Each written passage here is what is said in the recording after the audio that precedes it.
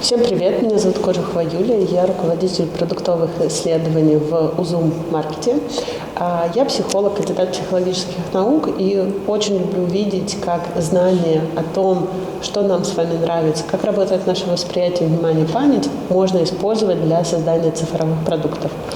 Я занимаюсь исследованием, то есть помогаю команде принимать решения о пользователях и использовать эти знания. Всем привет, меня зовут Ширин. Я также являюсь исследователем в Узум Маркете и помогаю тоже в командам разрабатывать крутые продукты, делать классные решения для пользователей, чтобы вам и нам, как покупателям, было приятно и полезно делать покупки в Узум Маркете. Когда мы говорим про создание продуктов, то важно рассмотреть, какие есть роли. Есть продуктовый менеджер, который отвечает за координацию всех других ролей и за то, что финальный продукт увидит свет и пользователи смогут им воспользоваться. Есть дизайнеры, которые прорабатывают само решение и идею либо пользовательскую проблематику приносят уже непосредственно в интерфейс. Есть продуктовые аналитики, которые помогают смотреть на цифрах, как используется функционал, сколько людей им пользуются и так далее. И мы помогаем понимать про то же, что такое тренды для всех этих ролей. И здесь очень важно то, что насмотренность может развивать каждая роль для себя. Тогда стоит вопрос, а кто же такие исследователи и зачем они нужны в продукте? Исследователи в продукте – это та экспертиза, которая помогает слышать голос пользователя и видеть пользователя за любыми цифрами и метриками.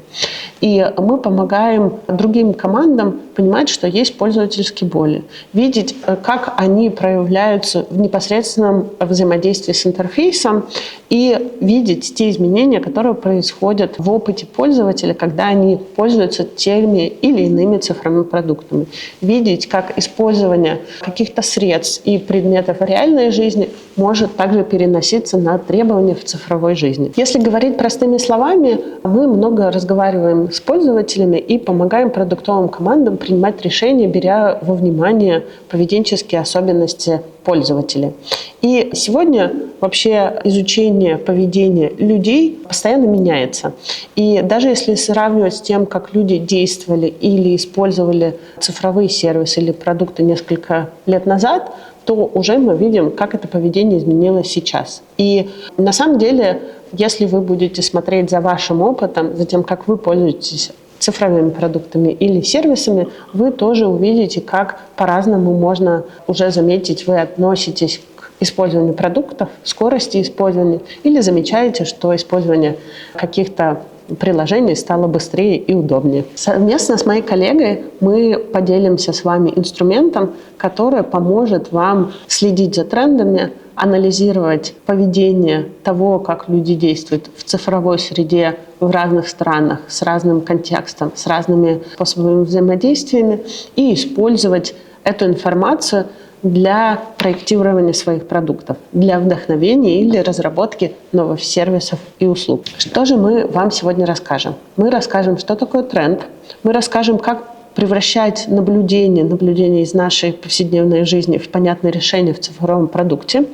И особенно, если вы строите свою карьеру или хотите развиваться в технологиях, вам важно понимать, что стоит за взаимодействием с технологиями, как пользователи могут чего-то бояться или чего-то не понимать, и как уметь это превращать в решение и упрощать взаимодействие с технологиями. И сегодняшний урок будет практический. Вы сможете взять для себя удобный шаблон, который сможете потом использовать в повседневной работе и также развивать свою насмотренность. Давайте сперва начнем важную мысль, зачем в целом говорить о трендах. Потому что, как мне кажется, и в принципе я это слышала даже у друзей и знакомых, что когда мы говорим про слово тренд, у людей сразу возникает что-то из мира ТикТока, инфлюенсеров, каких-то модных словечек, а-ля кор и все такое. Но на самом деле за трендом может скрываться что-то более важное, более глобальное, большое, как некий сдвиг, например, в поведении, либо в образе мышления пользователей и в целом какого-то населения людей. То есть мы можем замечать вот эти изменения в собственных ожиданиях от сервиса, когда то, что раньше считалось чем-то вау, сейчас воспринимается как что-то нормальное. Например, оплата за коммунальные услуги онлайн. Мы даже можем пообщаться с нашими родителями и узнать, как они раньше оплачивали за все коммунальные услуги офлайн, то есть ходили в отдельные пункты, приходилось ждать, то есть было разное всего. А сейчас это очень быстро и легко происходит, и практически во всех приложениях, в банковских и в любых платежных, по типу как Узумбанк, например, можно сразу же это оплатить онлайн. И сейчас для нас это воспринимается как что-то нормальное, хотя несколько лет тому назад мы все этому удивлялись и не могли даже представить, что такое возможно. То есть тренд здесь – это скорее заметное изменение, которое повторяется и которое можно объяснить. Это даже может быть, знаете, какой-то жаргон, либо какое-то слово, которое мы сейчас уже используем и переняли для себя в нормативной культурной речи. Например, когда мы говорим слово «зачекиниться», либо «мид», то есть какие-то слова, которые раньше для нас считалось, либо мы не знали, что есть такие слова и можно их употреблять в обиходе, а сейчас же они, в принципе, как я и говорила, уже в обиходе, и никто этому не удивляется. И здесь есть важный момент, что у нас всегда есть выбор, как с этим обращаться. Можно просто представить, что, это тренд, прикольно, можно несколько раз мемы разные покидать своим друзьям, а можно просто здесь наблюдать за этим трендом и перенимать для себя что-то важное для своего продукта. Например, в Европе и за границей очень популярен сервис и приложение, которое называется Too Good To Go. Это сервис, через который там разные кафе, рестораны, пекарни, магазины продают нераспроданную еду дешевле, чтобы не выбрасывать ее. То есть тренд на вот этот вот sustainability, на то, чтобы не тратить зря продукты, или как у нас в узбекском говорят, исроф камастик учун, это все большой масштаб получило и из какого-то маленького локального тренда переросло во что-то большое. И здесь мы можем, в принципе, сказать о том, что круто, классно, что некоторые люди смогли заметить это, что есть такой тренд, и на этом, в принципе, как принести пользу обычным людям, так и заработать деньги. Здесь я хочу отметить, что вот именно вот так мы можем переупотреблять тренды и перенимать их в свою работу. Что такое тренд и как его отличить от информационного шума? Я повторю еще раз важную мысль о том, что важно не пытаться угадывать тренды. И, в принципе, мы сейчас научимся вместе с вами, как замечать эти повторяющиеся сигналы и проверять, есть ли, в принципе, практический смысл для наших задач. И для этого нам нужен некий фильтр того, как с этим работать и как замечать эти сигналы. У любого тренда наблюдается две крайности. Иногда мы видим что-то яркое, что-то такое пестрое, что-то такое громкое, как бы сказали в прошлом, хайповое. И здесь можно предположить, что это может быть какой-то разовый поток. А есть тренд, который вроде как не слишком громкий, но при этом в долгосрочной перспективе он будет влиять на умы и поведение пользователей намного больше, чем что-то вот такое а-ля хайповое. И здесь возникает вопрос, а как отличить первое от второго? И здесь мы можем предложить вам некоторый фильтр, как с этим можно работать. Первый вопрос в нашем фильтре – это повторяется в разных местах или это как один источник? То есть, чтобы отличить разовый хайп от долгоиграющего тренда, необходимо проверить, вот этот тренд повторяется в нескольких местах, в нескольких независимых источниках, тут важное уточнение, либо это, в принципе, один источник, который форсируется осознанно.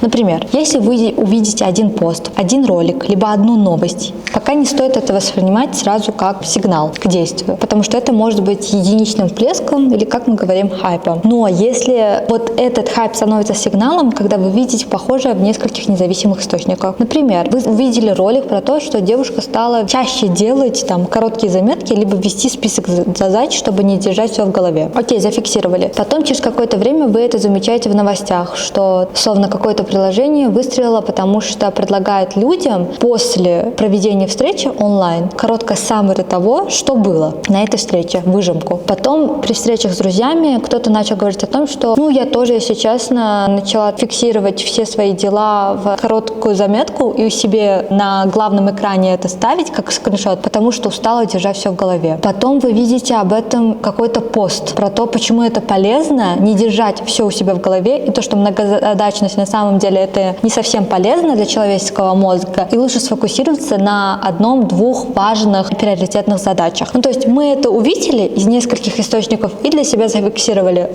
Круто.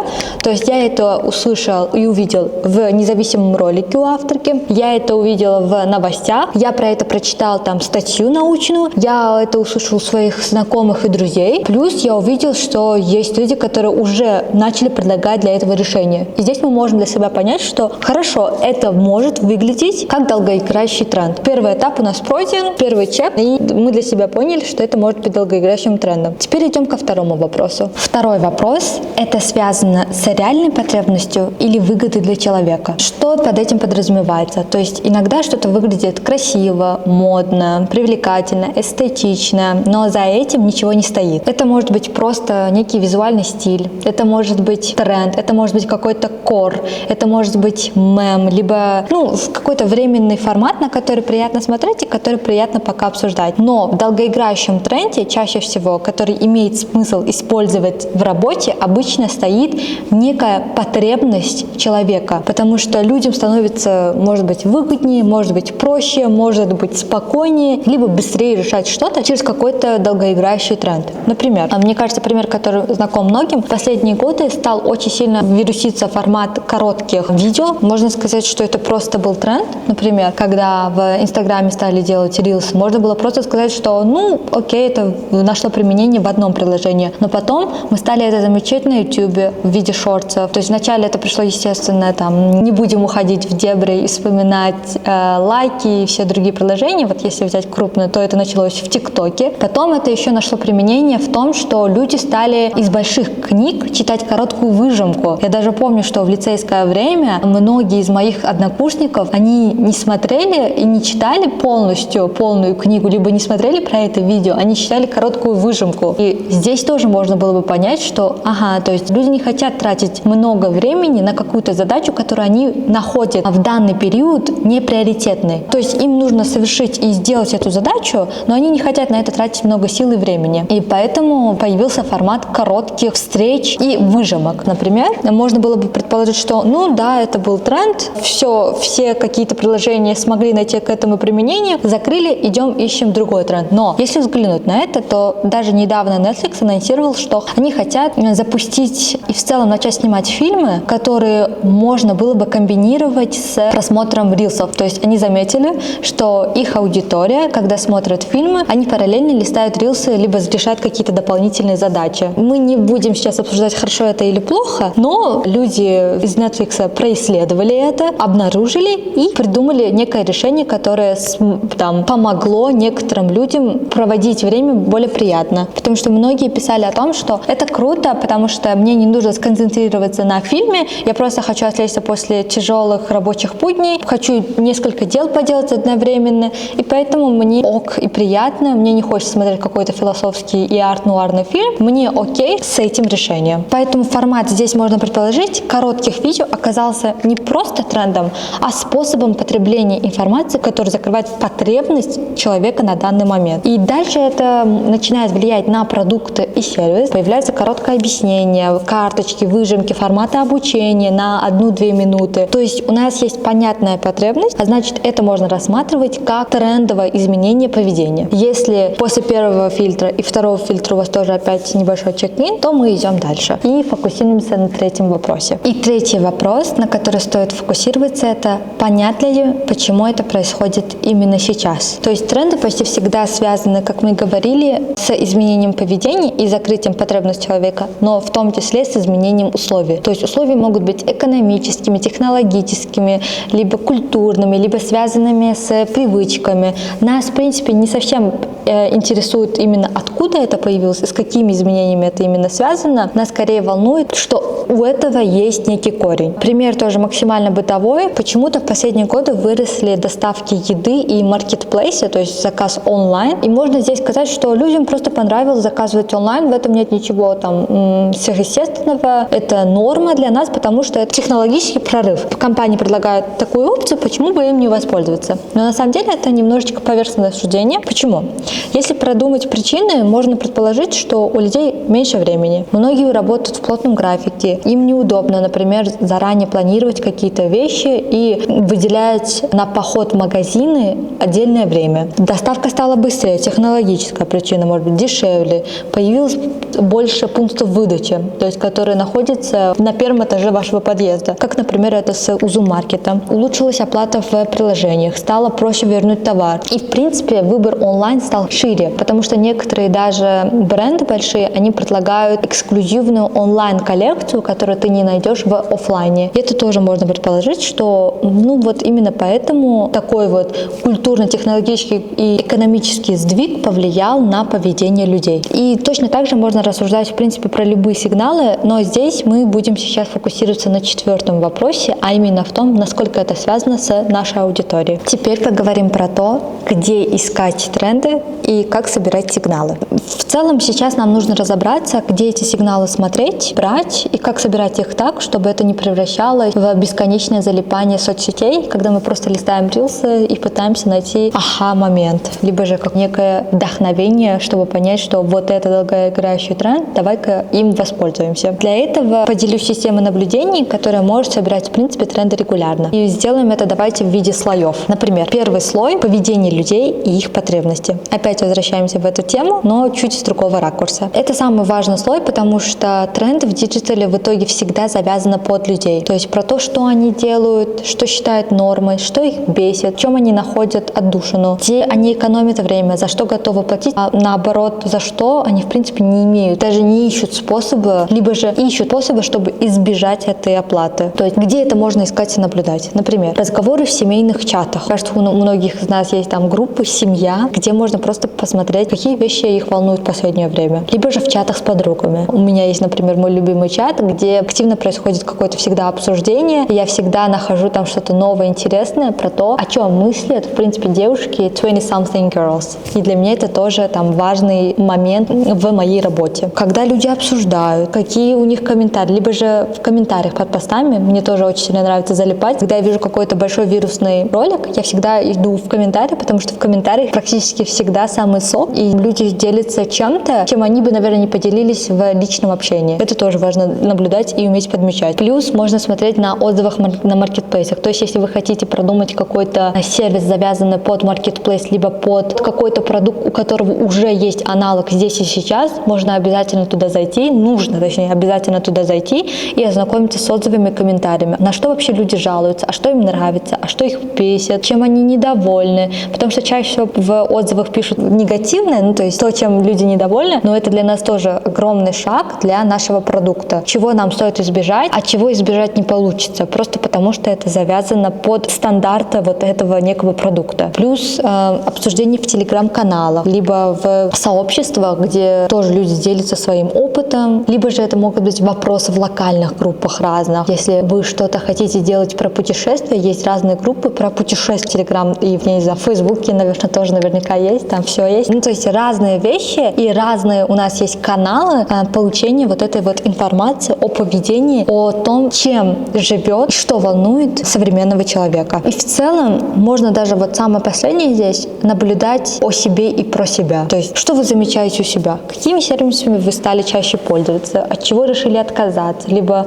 что стало вас раздражать в последнее время? На какие аккаунты вы подписываетесь? Что вы перенимаете для себя? И это тоже важно уметь подмечать. Как один из примеров я хочу привести. Мне кажется, в Узбекистане многие до сих пор активно используют голосовые сообщения, хотя, например, в других странах это считается моветоном, но в Узбекистане у нас любят. Мне кажется, тоже пример знаком многим, когда ты пишешь в какой-то телеграм-аккаунт какого-то бренда, условно, а расскажите, сколько стоит сумочка, тебе могут с легкостью отправить в аудио сообщение, где 35 тысяч сумм. И можно было бы напечатать, но у нас любят, например, это делать через аудио. И здесь мы можем понять и проанализировать, а с чем это может быть связано? Может быть, с тем, что говорить голосовым удобнее, чем печатать, особенно на ходу, в транспорте. То есть у нас люди достаточно многозадачные, и они делают много дел одновременно, и поэтому, возможно, им удобнее. На рынке, в том числе, когда ты находишься, то есть бренд продает еще офлайн, ему неудобно постоянно печатать, либо нанимать отдельного менеджера, кто будет отвечать корректно. И здесь ему там удобнее просто проговорить голосовым. Либо же это может быть еще сигналом про формат коммуникации, потому что у нас есть диалекты, и в разных диалектах именно в написании это становится чуть менее понятным. Поэтому голосовым вторым, это будет и удобнее, и понятнее для твоего оппонента. После этого примера хочу привести лайфхак. Если вы хотите тренировать этот слой, очень важно и полезно задавать себе один и тот же вопрос, что люди стали делать по-другому. То есть не что они любят говорить, не о чем они любят говорить, что они стали делать по-другому, что им нравится либо не нравится, а наблюдать за их поведением, потому что поведение намного важнее слов. Люди могут говорить, что очень сильно любят правильно питаться, заниматься спортом 3 раза в неделю, но при этом в поведении мы можем наблюдать иное. Поэтому важно уметь подмечать эти моменты. Поговорим про второй слой или же про рынок и продукты. Что мы под этим подразумеваем? Второй слой — это про то, что делают компании и сервисы, какие функции у них появляются, какие функции и в целом сервисы становятся популярными на этом рынке, что начинают массово копировать, либо какие форматы становятся стандартом. И здесь это тоже отличный источник сигналов, потому что компании очень быстро реагируют на изменения. И если несколько разных приложений начинают делать что-то одно, либо похожую функцию, это может означать, что рынок нащупал новую норму. Например, сейчас очень стала популярна оплата частями, либо же, как это называют, BNPL, Buy Now, Pay Later. И это тоже становится там популярным форматом. И даже когда ты покупаешь кофе, который стоит условно 26 тысяч суммов, тебе предлагают, хочешь ли ты оплатить это рассрочкой, либо оплатить картой. И это может быть ответом на экономический сдвиг в поведении людей. Потому что сейчас у нас настолько цены выросли, настолько там невыгодно покупать, например, какие-то вещи сразу же, просто потому что у людей не хватает экономических возможностей, что компании и разные сервисы начали массово предлагать подобную функцию, и она пользуется на самом деле большой популярностью. И очень важно, здесь важно, что мы не смотрим на конкурентов, чтобы копипастнуть там условно какую-то функцию либо фичу. Здесь важно, что мы смотрим, какую новую норму, какой новый стандарт нащупали эти конкуренты и почему. Потому что мы здесь объясняем вот это вот поведение и причинно-следственную связь пытаемся найти. Теперь поговорим про третий слой, а именно про культуру и эстетику. Третий слой — это скорее про культуру, визуальные паттерны некие и язык. То есть это может быть наши любимые мемы, это могут быть сериалы, это могут быть инфлюенсеры, это там формат контента, новые слова, выражения, которые люди начали массово использовать. И здесь важно, что этот слой чаще всего не первопричина. Он редко объясняет, почему люди стали делать, либо пользоваться, либо стали жить иначе. Он скорее ускоряет вот это распространение и помогает понять, как люди сами объясняют изменения друг другу. То есть культура — это как упаковка и усилитель. Пример, про который мы говорили ранее, что в какой-то момент люди начали массово обсуждать тему осознанных покупок, минимализма, капсульного гардероба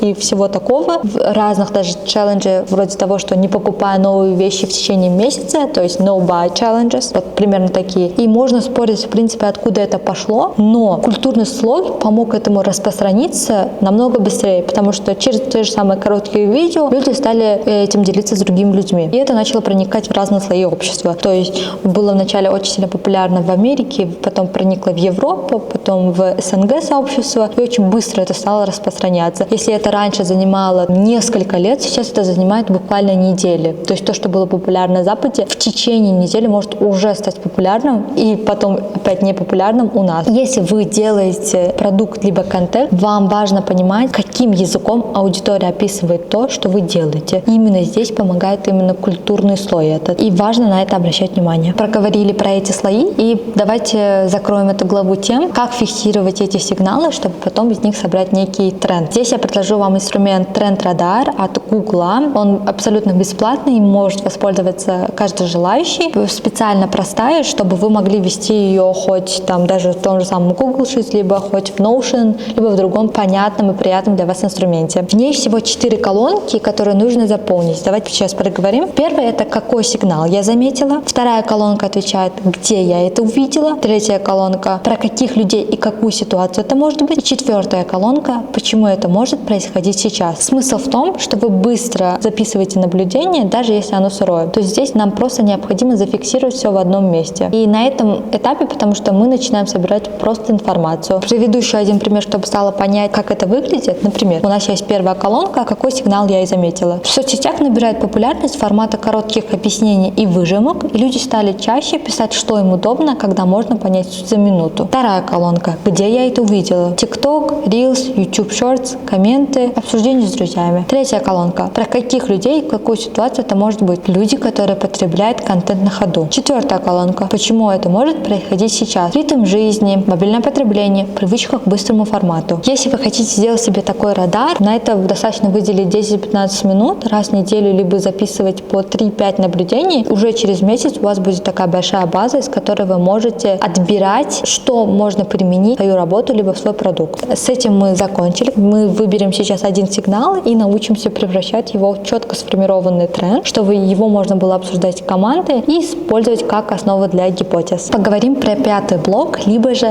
как превратить тренд в идею и сформулировать гипотезу. Тренд здесь мы уже вроде как заметили и даже можем его в принципе описать, откуда он, для каких людей он, но здесь важно, что дальше в принципе нам не совсем понятно, можно ли его брать в работу. И это нормально, потому что тренд сам по себе не является решением. Тренд — это опять же просто наблюдение, что у людей меняются там поведение либо ожидания. А дальше нам нужно вот этот тренд превратить в рабочую мысль, которую можно проверить. И для этого нам понадобится гипотеза. Что такое гипотеза? Гипотеза — это как раз вот наше предложение в формате, что мы думаем, что если делать вот так, то поменяется вот это. Либо получим вот такой-то результат. И она нужна, чтобы не спорить, знаете, на уровне, мне это нравится, это не нравится, мне это так кажется, мне это так не кажется, а договориться, что именно мы хотим проверить. Для этого я могу предложить такую схему. Ответьте себе на вопрос, какое решение вы предлагаете. Это может быть, в принципе, маленькая штука, не новая большая функция, а небольшой шаг. То есть мы не сразу тестируем какой-то большой функционал, либо большой продукт, а тестируем маленькую небольшую фичу. Например, добавить подсказку, сделать сравнение, упростить выбор, показать пример, добавить объяснение, сделать чек-лист, дать готовый сценарий. То есть это должно быть что-то небольшое. Второе. Кому и в какой ситуации это поможет? Например, тем, кто выбирает между несколькими вариантами и боится ошибиться. Тем, кто впервые покупает и не понимает, что важно. Тем, кто готовится к собеседованию и теряется, с чего начать, либо волнуется. То есть мы должны выбрать для себя некую аудиторию. Кому это может помочь? Третий вопрос. Какой эффект вы ожидаете? Тоже нужно без осложнений. Под эффектом мы подразумеваем, что это может быть измеримое, что-то измеримое и наблюдаемое. То есть, например, люди быстрее принимают решения, меньше сомневаются, чаще доходят до покупки,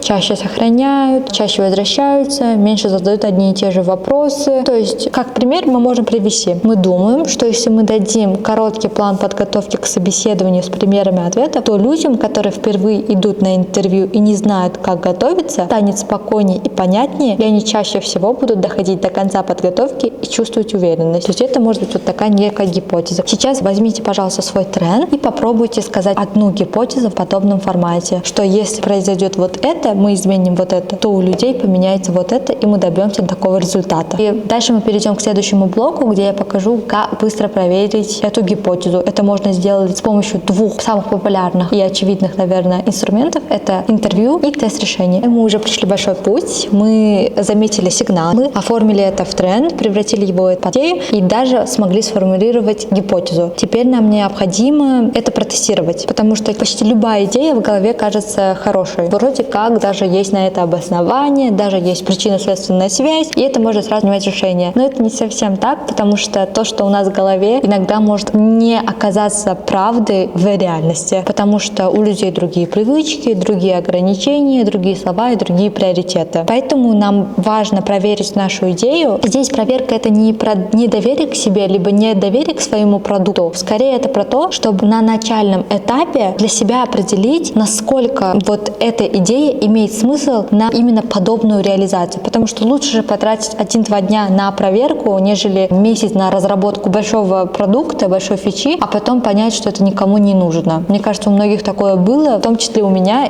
и я для себя выбрала лучше перепроверять, чем поспешить с выводами, разработать что-то, а потом очень сильно жалеть и огорчиться, потому что это никому не нужно. Сейчас я покажу вам 2 простых формата, которые можно делать без бюджета и без команды разработки. Это тест решений, короткое интервью. Они подходят, в принципе, для продукта, и для контента, и для некого личностного роста, личного проекта в этом плане. Давайте начнем с тест решений. Тест решений — это короткая проверка, оценка, когда мы показываем человеку набросок будущего решения и смотрим, понимает ли он идею и как он будет в ней взаимодействоваться. То есть это может быть прототип, один экран, либо же скринспот, страница в Notion, что-то какой-то некий набросок текста. То есть короткий лендинг и, в принципе, даже короткое объяснение на несколько абзацев. И важно, что мы тут не только смотрим и учитываем мнение, нравится либо не нравится, а обращаем внимание на то, что человек действует в реальности. За его поведением мы наблюдаем. То есть не слова нам важны, не слишком сильно обращаем внимание на слова, а больше обращаем внимание на действия и поведение человека. Где он сразу понимает, что происходит, а где тормозит, сомневается, не видит нужное, пытается нажать не туда, либо задает вопросы, которые показывают, что логика ваша, она не считывается. Как подготовиться к тест-решению? Первое и самое важное — определите цель. Что именно вы хотите проверить? Не весь дизайн, а один короткий сценарий. Например, понимает ли человек, что ему предлагают? Может ли он сам разобраться, что делать дальше? Где начинает сомневаться? Обычно достаточно одной цели, максимум двух. Но постарайтесь сфокусироваться на чем-то одном. Так будет проще для интерпретации в том числе. Второе — определите аудиторию. Потому что новичок и опытный пользователь ведут себя совершенно по-разному, поэтому важно тестировать на тех, для кого вы делаете решение. Даже у меня на практике было, когда мы выбирали аудиторию, то есть мы вроде как обращались к аналитику, мы выбирали правильную аудиторию, а потом в течение теста мы понимали, что, например, из 10 один человек дает совершенно другой результат. И можно было бы просто закрыть глаза на это и сказать, такой человек попался, что делать? Зато 9 остальных же нормально решили проблему и идти дальше в разработку. Но когда я обратила внимание на то, кто этот человек, этот один из неудачных, оказалось, что это именно та аудитория, на которую мы хотели запускаться. Оказалось, что это наша целевая аудитория. А 9 остальных это были уже опытные пользователи, которым, в принципе, эта наша фича, она не нужна была. Поэтому здесь очень важно правильно определиться со своей аудиторией. Потом нужно подготовиться, что вы будете показывать. То есть это может быть один экран, прототип, либо страница с описанием. Главное, чтобы человек мог пройти этот сценарий. Потом, четвертое, это подготовьте задание без подсказок. Не нужно говорить, куда нажимать. Не нужно говорить, пожалуйста, нажмите, оформить и выберите доставку. Нет, скажите лучше, оформите заказ доставкой на дом. Не нужно давать задачи с подсказкой. Постарайтесь сделать эту задачу максимально нейтральной. И тогда вы можете увидеть, как человек, в принципе, сам действует без вашего вмешательства. Как проводить тест-решение? Ваше главное действие — это наблюдать, не обучать, не подсказывать, не вести к правильному решению, а наблюдать. Если человек, например, зависает, то заметить, где он именно зависает. Если человек задает вопросы, то заметить, где и какие вопросы он задает. То есть можно попросить проговаривать его вслух, что он делает, что он пытается делать и что он думал, например, что будет здесь под этой кнопкой. И вы просто будете фиксировать, где он остановился, что он увидел, что не понял правильно, какие вопросы, в принципе, у него возникли. По времени это может быть совсем недолго, достаточно даже 10-15 минут на одного человека, это более чем достаточно. По количеству, я думаю, что 5 человек для этого вашего решения достаточно из одной аудитории. То есть тут важно определить, то есть если вы таргетируетесь на несколько разных аудиторий, то важно из каждой аудитории минимум по 5 человек, чтобы увидеть проблемные зоны. Как интерпретировать, либо как понимать эти результаты? Нужно найти повторяющиеся проблемы. То есть какие проблемы встречались у нескольких участников, где пользователи одинаково действовали нестандартным способом, какие моменты вызывали замешательство, либо же раздражение. И здесь важно очень сильно разделить факты и интерпретацию. Факты — это то, что произошло. Интерпретация — это ваши догадки, почему это могло произойти. Это важно разделить для корректных результатов. Про короткое интервью. Это второй способ быстрой проверки, который очень хорошо дополняет тест-решение. Если тест-решения помогают понять, как человек реагирует на ваш набросок и что ему непонятно, то короткое интервью помогает понять его реальное поведение, хотя бы попытаться понять, как бы он действовал в реальной жизни. Как человек решает задачу, что ему мешает и что для него важно, и в каких, в принципе, условиях вообще возникает эта проблема. Главная цель короткого интервью не в том, чтобы услышать мнение о вашей идее, потому что когда вы спрашиваете человека, нравится вам, не нравится, вы пользовались этим, либо не пользовались, он чаще всего ответит «да». Особенно это часто встречается у нашего населения. Даже я расскажу небольшую байку, которую услышала во время одной встречи, конференции. Есть некий опросник, посоветовал бы человек ваш банк другому своему знакомому. Это называется NPS, и он чаще всего от 1 до 10. Но на этом моменте можете не фиксироваться, просто история. В одном банке установили новый банкомат, и когда проводили люди опросник, произошла драка между двумя клиентами, которые ожидали, потому что не могли разобраться, кто стоит первым в очереди. Там не совсем была правильная схема, система нумерирования клиентов. Представьте ситуацию, там где-то в стороне проводят опрос, тут банкомат новый, пытаются снять деньги, двое клиентов ругаются, даже доходят до драки, потом прибегают охранники и вроде как это останавливают, потом сотрудники этого банка подходят к этим клиентам, кто только что подрался, и спрашивают: извините за это событие, конечно, но вот подскажите, пожалуйста, вы бы посоветовали другому человеку наш банк и наш банкомат от 1 до 10, сколько бы вы поставили нашему банку и посоветовали бы ему? Оба человека, оба клиента отвечают 9-10. Ну, то есть здесь, в принципе, мы могли бы понять, что наша аудитория достаточно лояльная. Особенно женщины, они достаточно лояльны и готовы поставить, несмотря ни на какие недовольства, большую высокую оценку. Поэтому важно обращать внимание на реальное поведение и на то, как человек бы справлялся это в реальной жизни и как он решает эту задачу, которой вы интересуетесь. И здесь очень важно обратить внимание на реальный опыт. Что было в последний раз, что человек делал, где он застрял, как выкручивался. Потому что поведение дает больше правды,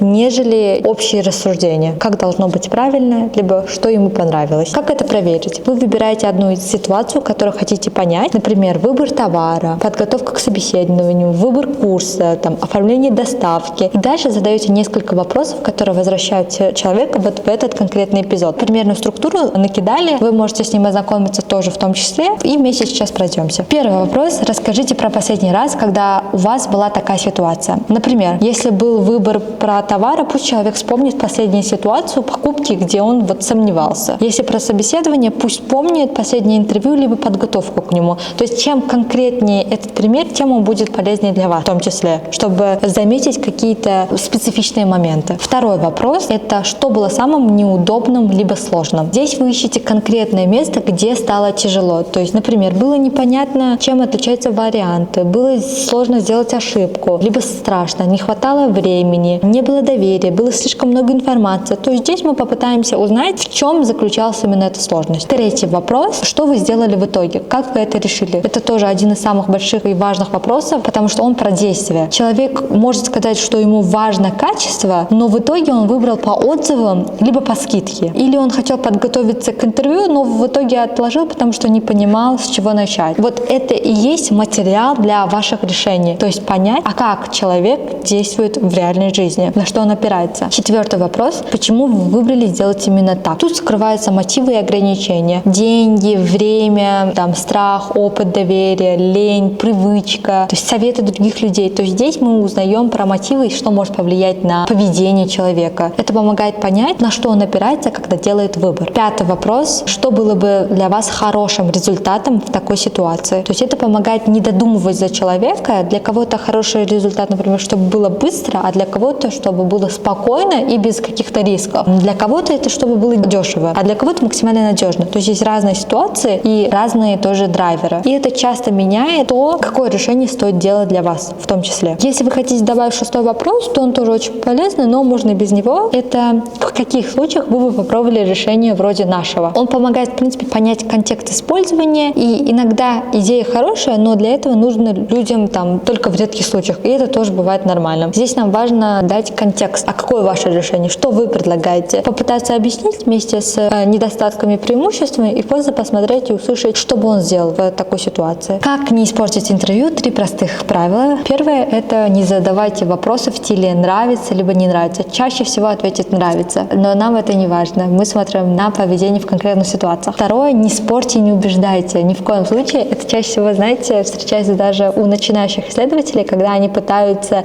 защитить свое решение и начинают вступать в некий диалог, даже на некий конфликт со своим пользователем, со своим клиентом, респондентом, как мы это называем. Поэтому не стоит это делать. Даже если человек что-то говорит странное, нам важно понять логику, но не убеждать и не поправлять. И здесь давайте я тоже приведу пример. Я заметила, что очень многие люди у нас в стране говорят про приложение не пойми, а пойми. И это тоже может быть для нас важным сигналом того, как, в принципе, люди считывают имена брендов. Третье. Слушайте словами человека. То есть, если он использует какие-то выражения, фиксируйте. Очень важно, потому что эти же формулировки будут идеально ложаться в тексты и интерфейсы. То есть, важно здесь обращать внимание на некие маленькие подсказки от самого человека. Сколько людей нужно для интервью? Чаще всего хватает 5 человек, чтобы достаточно набрать информации. Если у вас разная аудитория, опять же, как в тест-решениях, лучше не смешивать, а сначала поговорить с одной группой, посмотреть, насколько проблемы повторяются, и после уже переключаться на другую аудиторию. В принципе, мне кажется, об этом подробно, об интервью, о том, как вы его проводите, рассказала моя коллега Мафтуна. Советую прислушаться к ней, чтобы у вас была более широкая картина. Давайте завершим, подведем итоги. Мне кажется, мы большие молодцы, потому что мы разобрали понятный маршрут работы с трендами, то есть мы смогли научиться отличить тренд информационного шума, осознали, где брать тренды, научились их фиксировать и потом превращать эти тренды в гипотезу, а потом их проверять через тест-решение, либо короткие интервью. И если хотите, чтобы это стало для вас привычкой на работе даже, не собирайте огромный список трендов, и лучше собрать один тренд в месяц, но довести его до маленькой проверки, нежели там по 15, по 20 штук, но потом и никто их не будет потом использовать. И начинайте с самого простого тест-решения и фиксируйте все в одном месте. Я вам даже больше скажу, если у вас получится это сделать, и вы будете получать от этого удовольствие и понимать, как это влияет на продукты и на решение ваше, то это можно даже превратить в профессию, потому что есть такая профессия, как тренд-вотчер. Это очень крутая профессия, и там много всего, конечно, помимо трендов и наблюдения за ними, но вот именно умение работать с трендами — основа вот этой профессии. Поэтому, если вам вдруг понравится в этом контексте работать, то вы будете, я надеюсь, я даже уверена, что вы станете крутым специалистом в этом деле,